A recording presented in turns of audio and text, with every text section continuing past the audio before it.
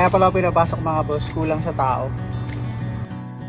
Kapag nandito ka sa Canada, hindi ka pwede mawala ng trabaho. Dahil ang bayarin mo, every month dumarating talaga. Sa Pilipinas, mawala ka ng trabaho. Eto, sa totoo lang, nakakapag-inom ka pa.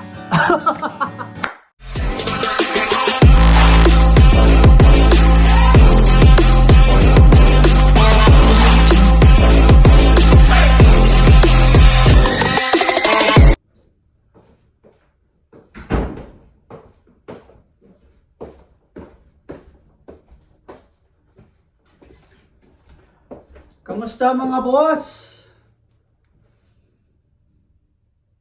Pasok na naman ulit tayo mga boss sa ating pangalawang trabaho. Ang 7-Eleven syempre. Ayan. Umuwi ako ng 2:00. Kumain lang ako. Oops. Tinumble check ko. Pinatay ko eh. Ayan, pasok na naman tayo mga boss. Kapag nandito ka sa Canada, hindi ka pwede mawala ng trabaho.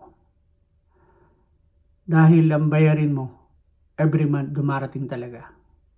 Sa Pilipinas, mawala ka ng trabaho. Eto, sa totoo lang, nakakapag-inom ka pa.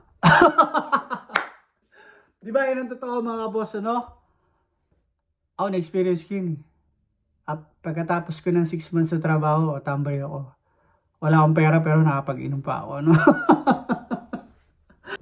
Kaya dito ang mga tao, lalo na ang mga Pilipino, sub-sub talaga sa trabaho. Bihira lang ang Pilipino na isang trabaho. Pwedeng yung asawa mo sa yung trabaho para makapag-alaga sa mga anak nyo, o ikaw na lalaki, 2 o 3 trabaho ka. Pero kalimitan, halos talaga dito, bawat tao, double job, minsan 3, 4. Yan, tulad yung mga nagdaang, trabaho ko dati, diba, last year. Kung nakasubibigay kayo sa vlog ko. 3 yung trabaho ko. Nagbawas ako. Kasi medyo nakaramdam tayo ng kakaiba sa ating kalusugan.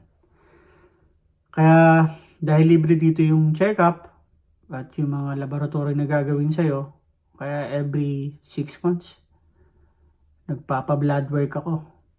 Pakuha ako ng dugo, pinapacheck ko yung cholesterol, sugar, alam niyo na. Kasi doon pa lang sa dugo nakikita na eh. Let's go! Trabaho na ulit tayo mga boss.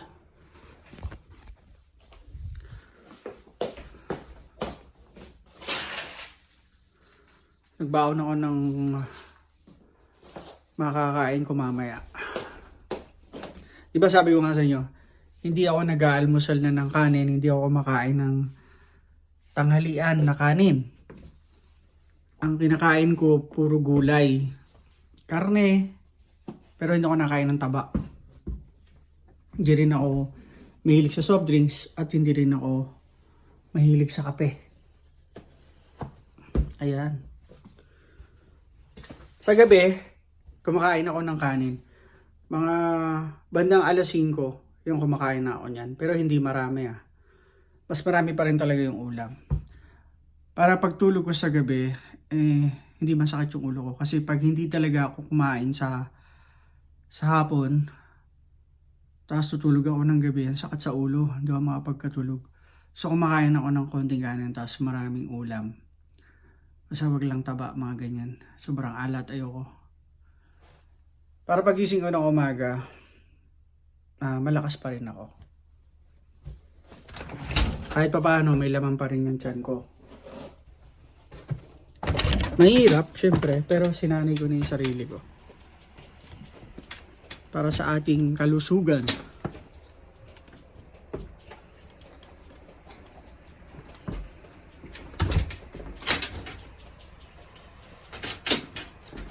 Alam niyo ba na ilang araw nang hindi nag-i-snow pero napaka dulas ng kalsada. Laging maputik kasi natutunaw na yung mga yelo.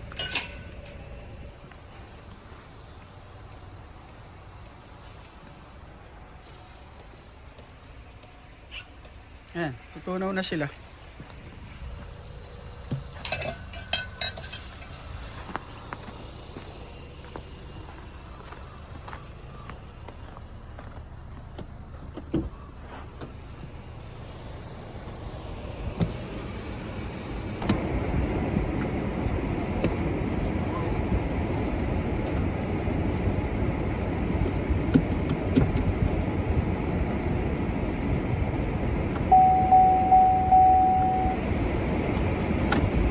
Let's go mga boss.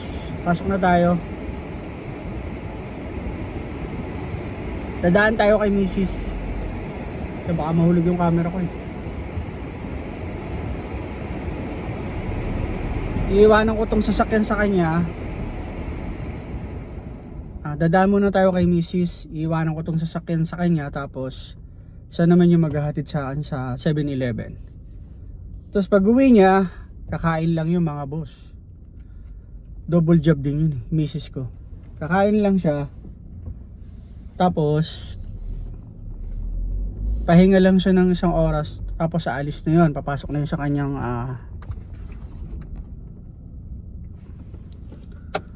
part-time. Dito na tayo sa 7-Eleven mga boss. Papasok na ako at si Mrs. ayun ay palabas na yun. Thank you.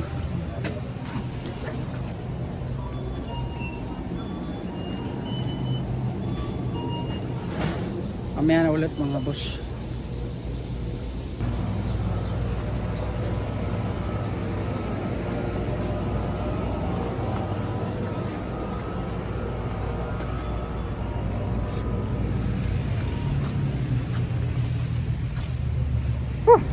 Tiningal ako dun Kaya pala ako pinapasok mga boss, kulang sa tao. Doon ako sa Bolt nakapwesto ngayon. Nagdi-display ako ng mga soft drinks.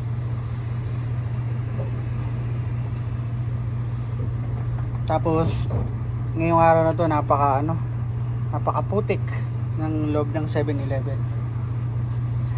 Kaya nagmap muna ako.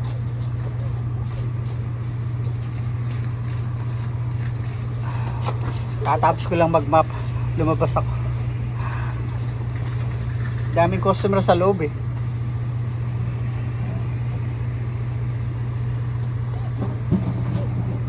Kaya yung namap ko, nadumihan ulit. Pero okay lang, ganoon talaga.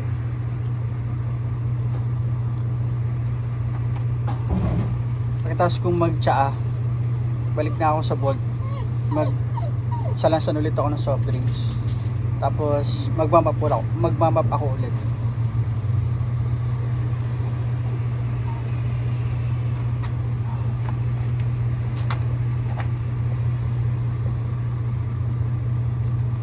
Ang putik talaga, pakita ko sa inyo.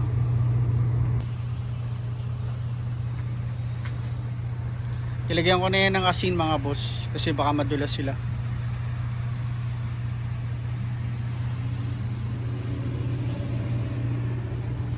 Yan, mga salt yan mga boss.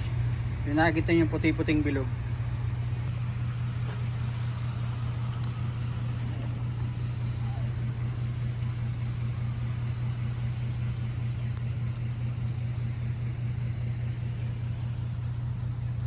Natutunaw na yung mga yelo. Yung snow. Tug na ako mga boss. Microwave ko lang yung pagkain ko.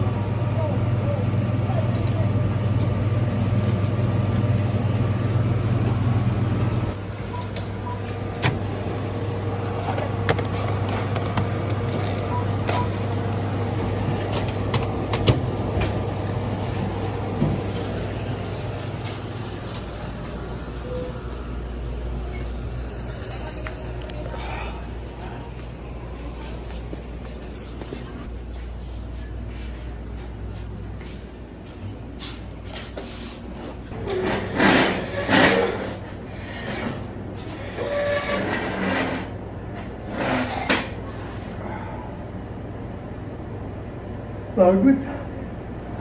Hindi na ako mga boss. Ito ulam ko. Tilapia. Repolyo.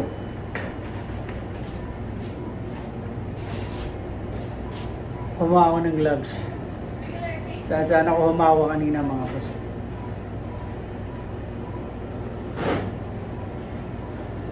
Nakalimutan ko pa yung tubig ko.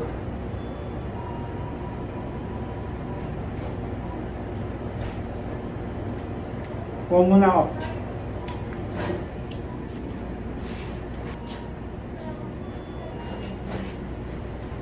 Kumuha na ako ng tea. Para mamaya medyo maligamgam na. Pwede ko nang higupin. Kanda mga boss.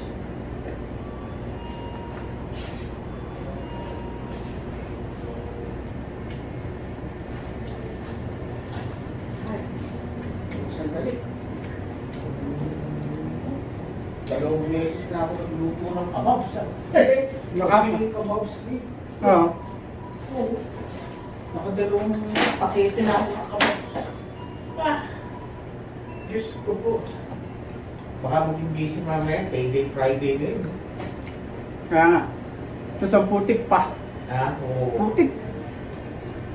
Sobra nga. Yun ang problema. Hindi nga madulas yung karsada. Ano nangyari mo sa anak ni Ibet? Pinuntahan niya siya kagabi. Napunta sa ditch yung sasakyan. Oh. Oo. Hindi ko nga pala natanong what happened to the daughter of Ibet. Walang iya. Tilapia ka ha? Ano yan, sinigang? Good ay. Prito tsaka ginisang repolyo. Meron kang... Tama, kailangan may vegetable. Ako pag nagkuha niya, sisingka ko yan. O kaya, pag nagprito akong tilapia, meron akong talong. Punta ka na dito, walang talong eh. Nag-aalam ng talong, okra. Pag nagsayang ako ganyan, lalagyan ko ng okra yung steamed okra. Sarap yan, pinusukan lang. Tapos kuha kang sausawa, may kalamansi. Tapos na wala akong okra. Pag ako nasa prairie na to, madami sa Noprils at saka sa Kwan. Superstore. Lahat ng Asian vegetable nandun eh. Tsaka ako mag-gulay. Nandun ako sa prairie. Daming gulay. Dito kasi, dati may okra dyan sa IGA, ngayon wala na. Kumisan, talong na lang. Tsaka bok choy.